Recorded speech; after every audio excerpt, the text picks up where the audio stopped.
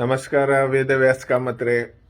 ನಿಮ್ಮ ಬಹಳ ಹಿಂದೂ ಧರ್ಮದ ಬಗ್ಗೆ ಇರುವ ಕಾಳಜಿ ನಿನ್ನೆ ನೋಡಿದೆ. ಕೆಲವು ವಿಚಾರ ನಿಮಗೆ ಸಾರ್ವಜನಿಕವಾಗಿ ನಾನು ಕೇಳಬೇಕಂತ ಇಷ್ಟಪಡ್ತೇನೆ.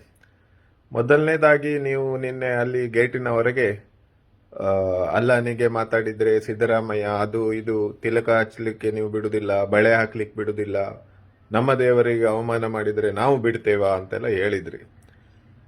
ಆಯ್ತು, ನಿಮ್ಗೆ ಬಹಳ ದೈವ ಭಕ್ತಿ ಇದೆ, ಆದ್ರೆ ಈ ದೇಶಕ್ಕೊಂದು ಕಾನೂನಿದೆ.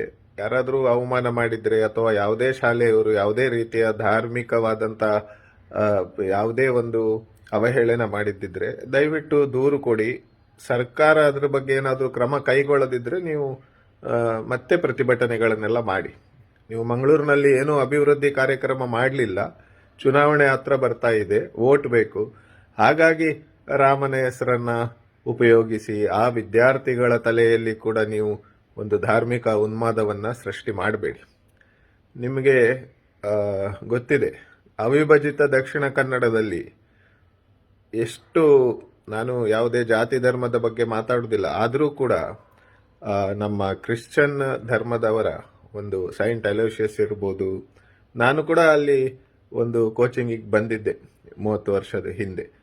ಅಲ್ಲ, ಎಷ್ಟು ಒಂದು ವಿದ್ಯಾಸಂಸ್ಥೆಗಳನ್ನು ಅವರೆಲ್ಲ ಯಾವಾಗ ಕಟ್ಟಿ ಅದೆಷ್ಟು ತಲೆಮಾರುಗಳಿಗೆ ಒಂದು ಒಳ್ಳೆಯ ವಿದ್ಯೆಯನ್ನು ಕೊಟ್ಟಿದ್ದಾರೆ.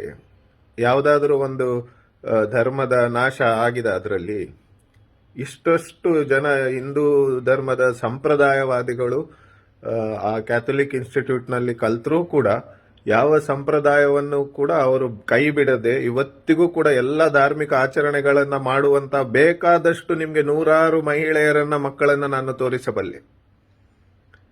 ಧರ್ಮವನ್ನ ನೀವು ಉಳಿಸಬೇಕೇಳಿಲ್ಲ, ಧರ್ಮಕ್ಕೆ ಶಕ್ತಿ ಇದೆ. ಸಾವಿರಾರು ವರ್ಷದಿಂದ ತಿರುಪತಿ ವೆಂಕಟರಮಣ ಹಾಗೆ ಇದ್ದಾನೆ, ಎಲ್ಲ ದೇವರು ಹಾಗೆ ಇದ್ದಾರೆ. ಗಂಗೆಯಲ್ಲಿ ಇವತ್ತಿಗೂ ಕುಂಭಮೇಳ ನಡೀತದೆ, ಎಲ್ಲ ನಡೀತದೆ, ಲಕ್ಷಾಂತರ ಜನ ಇದ್ದಾರೆ. ಬ್ರಿಟಿಷರಿಂದ ಆಗದ ಕೆಲಸವನ್ನ ಯಾರೋ ಒಬ್ಬ ಶಿಕ್ಷಕಿ ಹೇಳಿದ ತಕ್ಷಣ ನೀವೇನೋ ಬಹಳ ದೊಡ್ಡ ಧರ್ಮವೇ ನಾಶ ಆದಂತೆ ಓವರ್ ರಿಯಾಕ್ಟ್ ಮಾಡಿ ರಾಜಕೀಯ ಲಾಭ ಪಡೆಯುವುದು ಬೇಡ. ನಿಮ್ಗೆ ನಾನು ಪ್ರಶ್ನೆ ಕೇಳ್ತೇನೆ.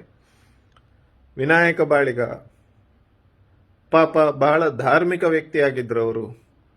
ಅವರ ಕೊಲೆಯಲ್ಲಿ ಪ್ರಥಮ ಆರೋಪಿ ನಿಮ್ಮ ಬಹಳ ದೊಡ್ಡ ದೋಸ್ತಿ ಅಲ್ವಾ? ಅದಿರ್ಲಿ, ಅದು ನಾನು ಮಾತಾಡುದಿಲ್ಲ, ಅದು ಕೋರ್ಟಲ್ಲುಂಟು. ಆದ್ರೆ ನೀವು ಒಬ್ಬ ಧಾರ್ಮಿಕ ವ್ಯಕ್ತಿಯನ್ನ ಬರ್ಬರವಾಗಿ ಕೊಂದಾಗ ಅವತ್ತಿನಿಂದ ಇವತ್ತಿನ ತನಕ ಒಂದೇ ಒಂದು ದಿನ ನೀವು ವಿನಾಯಕ ಬಾಳಿಗರ ಮನೆಗೆ ಭೇಟಿ ಕೊಡಲಿಲ್ಲ. ನಿಮ್ಮ ಆಫೀಸಿಂದ ಒಂದು 200 ಮೀಟರ್ ದೂರ ಇದೆ, ಒಂದೇ ಒಂದು. ಈ ಮತ್ತೆ ಕ್ರಿಶ್ಚಿಯನ್ ವಿದ್ಯಾಸಂಸ್ಥೆಗೆ ಮಕ್ಕಳನ್ನು ಕಳಿಸಬೇಡಿ ಹೇಳಿ ಭರತ್ ಶೆಟ್ರು ಹೇಳ್ತಾರೆ.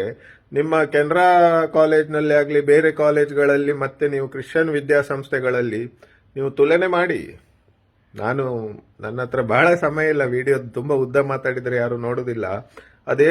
ಎಷ್ಟೋ ಬಡ ಮಕ್ಕಳಿಗೆ ಫೀಸ್ನಲ್ಲಿ ರಿಯಾಯಿತಿ ಯಾರು ಕೊಡ್ತಾರೆ, ಜಾಸ್ತಿ ಎಷ್ಟು ಕೊಡ್ತಾರೆ, ಕೂತ್ಕೊಂಡು ಚರ್ಚೆ ಮಾಡುವ ಧೈರ್ಯ ಇದೆಯಾ? ಬರ್ತೀರಾ? ನಾನು ಎಲ್ಲ ಸ್ಟ್ಯಾಟಿಸ್ಟಿಕ್ಸ್ ಇಟ್ಕೊಂಡು ಬರ್ತೇನೆ. 100 ವರ್ಷಗಳಲ್ಲಿ ಎಷ್ಟು ವಿದ್ಯಾಸಂಸ್ಥೆಗಳು, ನಿಮ್ಮ ಆಡಳಿತದ ವಿದ್ಯಾಸಂಸ್ಥೆಗಳು ಮಕ್ಕಳಿಗೆ ಎಷ್ಟೆಷ್ಟು, ಹಿಂದೂ ಮಕ್ಕಳಿಗೆ, ಜಾತಿ ಧರ್ಮ ನಾನು ಮಾತಾಡುದಿಲ್ಲ, ಆದ್ರೆ ನಿಮ್ಗೋಸ್ಕರ ಮಾತಾಡೋಣ. ಹಿಂದೂ ಧರ್ಮದ ಮಕ್ಕಳಿಗೆ ಕೂಡ ಎಷ್ಟೆಷ್ಟು ಶಿಕ್ಷಣಕ್ಕೆ ಎಷ್ಟೆಷ್ಟು ಅನುಕೂಲ ನಿಮ್ಮಿಂದ ಆಗಿದೆ, ಅವರಿಂದ ಆಗಿದೆ ಹೇಳಿ ಚರ್ಚೆ ಮಾಡುವ.